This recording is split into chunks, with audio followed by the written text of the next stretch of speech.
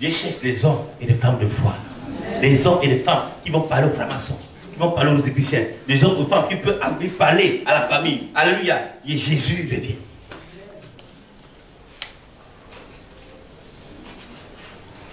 Ce qui nous fatigue aujourd'hui, c'est le doute. Il y a un monsieur au Gabon. Alléluia.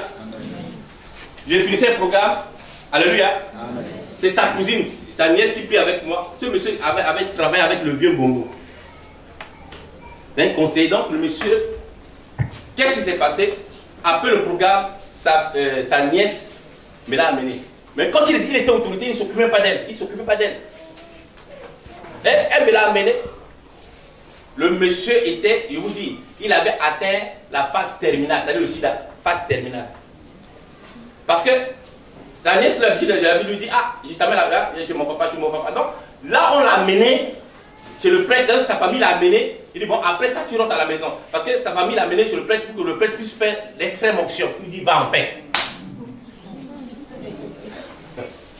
Extrême onction, c'est-à-dire, va en paix. Il envoie dans le. Parce qu'au village, sa tombe a été déjà creusée. Mais il y a un mot que ce monsieur a dit. Et il sait que ce monsieur ne pouvait pas mourir comme ça. Ma fille m'a toujours parlé de toi. Que le Dieu, il dit que quand si je te vois, même si tu pries pour moi là, je vais là, je sais que Dieu a déjà tout accompli pour moi. Même si le prêtre a fait l'ancien mention, papa, mais s'il prie pour moi, je sais que tout est déjà. Il dit que la foi de cet homme, vous allez voir maintenant, je vais associer ma foi. Le monsieur dit que quand je vois c'est os. J'ai dit à ma fille, ce qui va se passer, c'est qu'entre nous trois, qu'est-ce que j'ai fait? J'ai pris ce monsieur, aller cacher chez moi. Ah mon Dieu! Il est caché chez moi. Il dit, Seigneur, je sais que Dieu va opérer un miracle. Et Dieu va agir dans sa vie. Mais les choses vont changer chez moi. Les semaines, les jours passent. Le monsieur qui marchait ne commençait plus à marcher. Il faut quoi? Un fauteuil roulant. Tel que je n'ai pas fait. Mais j'étais convaincu dans mon être. Il dit, Seigneur, cet homme ne mourra pas chez moi. Et il vivra. Parce que Dieu prend les choses fortes de ce monde afin de confondre les sages. Amen. C'est ta foi qui peut t'amener loin ce soir. Amen.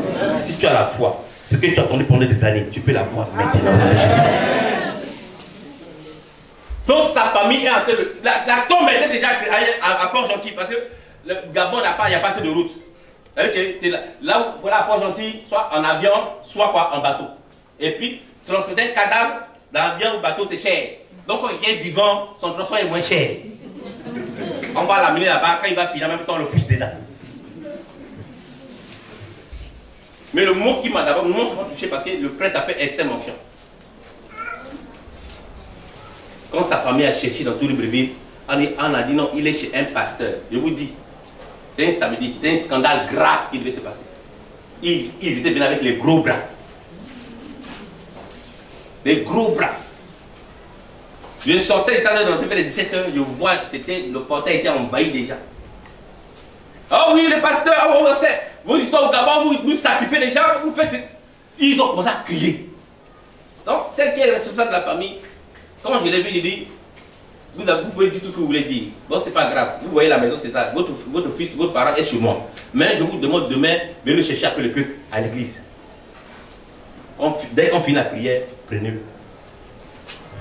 Donc, l'esprit a touché. Parce que celle qui conduisait la chef de famille, c'est une dame.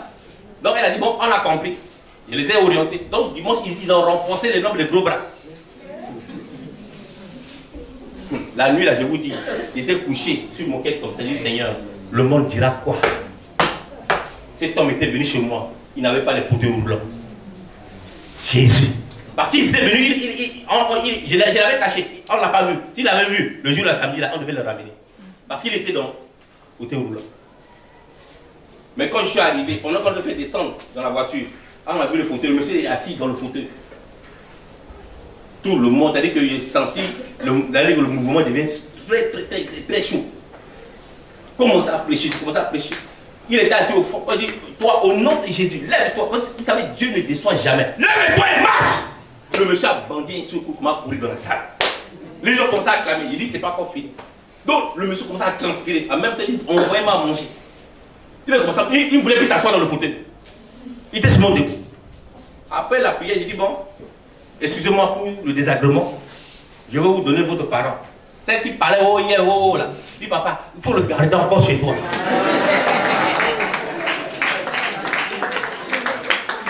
Oh, Jésus fait des merveilles. Jésus fait des merveilles.